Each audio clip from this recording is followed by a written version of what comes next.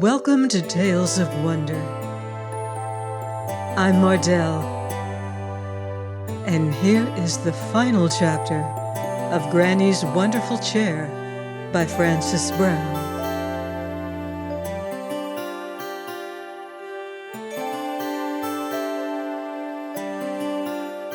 Chapter 6, Prince Wisewit's Return.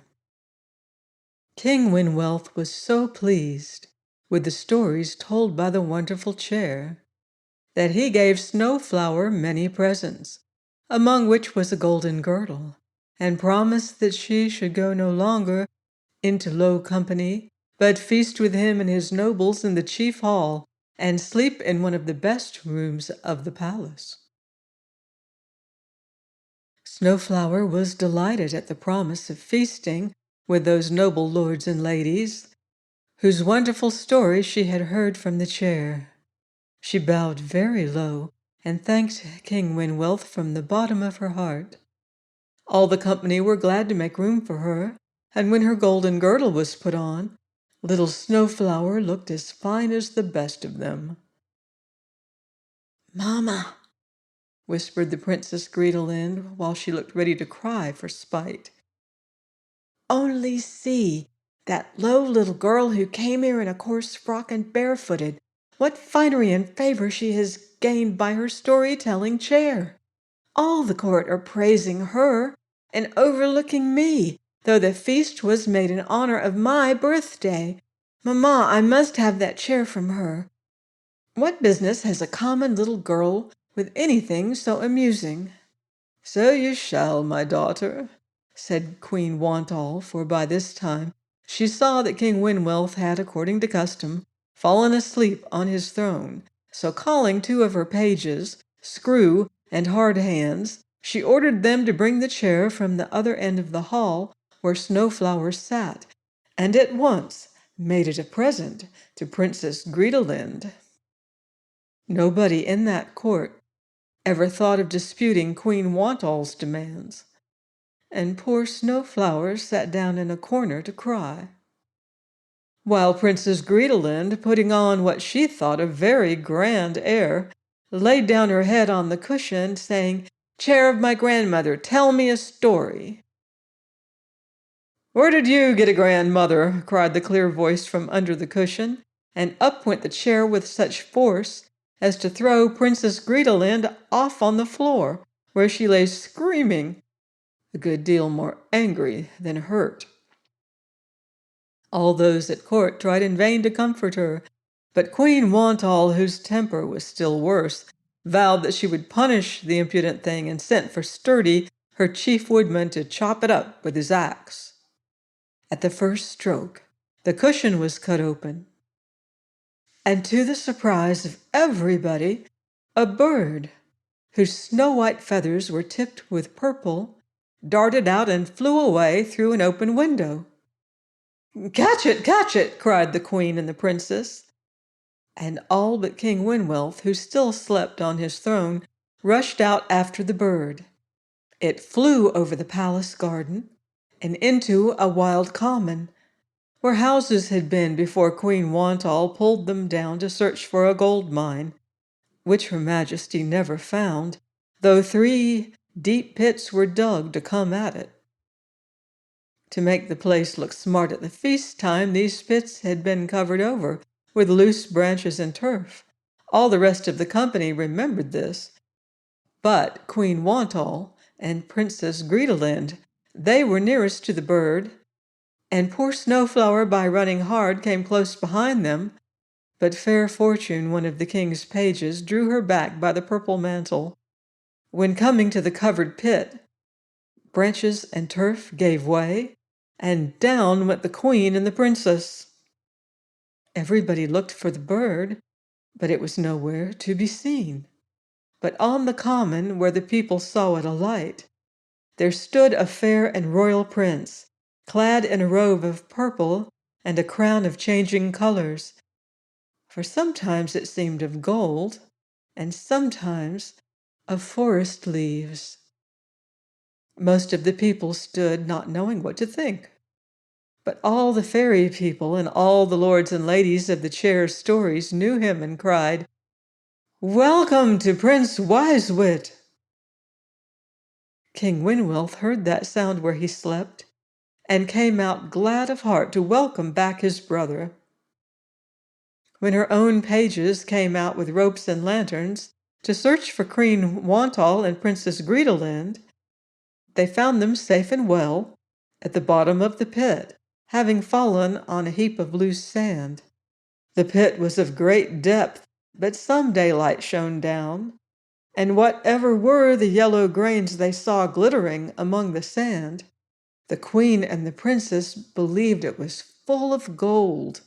They called the miners false knaves, lazy rogues, and a score of bad names beside, for leaving so much wealth behind them, and utterly refused to come out of the pit, saying that since Prince Wisewit was come, they could find no pleasure in the palace, but would stay there and dig for gold, and buy the world with it for themselves. King Winwell thought the plan was a good one for keeping peace in his palace. He commanded shovels and picks to be lowered to the queen and princess. The two pages, Screw and Hard Hands, went down to help them in hopes of halving the profits, and there they stayed, digging for gold. Some of the people about the court said they would find it. Others believed they never could. And the gold was not found when this story was written. As for Prince Wisewit, he went home with the rest of the company, leading Snowflower by the hand, and telling them all how he had been turned into a bird by the cunning fairy Fortunetta, who found him off his guard in the forest, how she had shut him up under the cushion of that curious chair and given it to old Dame Frostyface, and how all his comfort had been in little Snowflower, to whom he told so many stories. King Winwelth was so rejoiced to find his brother again that he commanded another feast to be held for many days. All that time the gates of the palace stood open, all comers were welcome, all complaints heard. The houses and lands which Queen Wantall had taken away were given back to their rightful owners. Everybody got what they wanted most. There were no more noises of strife without nor discontents within the palace, and on the last day of the feast, who should arrive but Dame Frostyface, in her gray hood and cloak.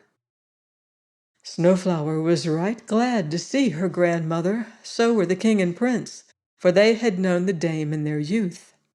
They kept the feast for a few days more, and when it was ended, everything was right in the kingdom.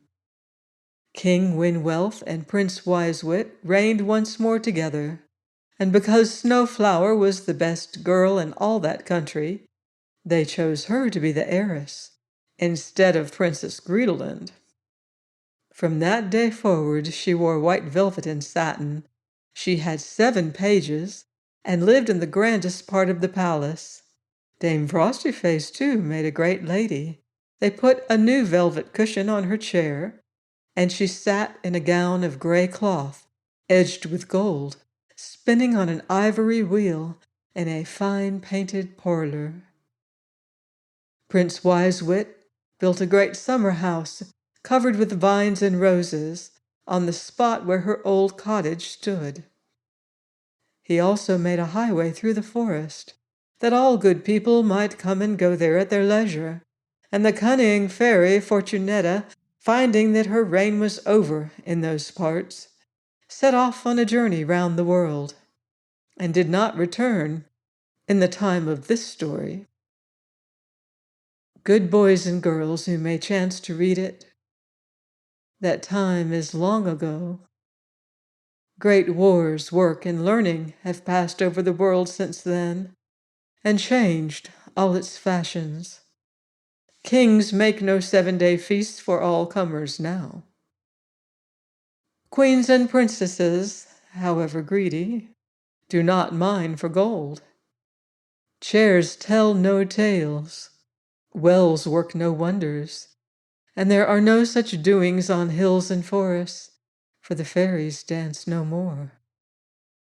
Some say it was the hum of schools, some think it was the din of factories that frightened them. But nobody has seen them for many a year, except it is said one Hans Christian Andersen in Denmark, whose tales of the fairies are so good that they must have been heard from themselves. It is certain that no living man knows the later history of King Winwelth's country, nor what became of the people who lived and visited at his palace.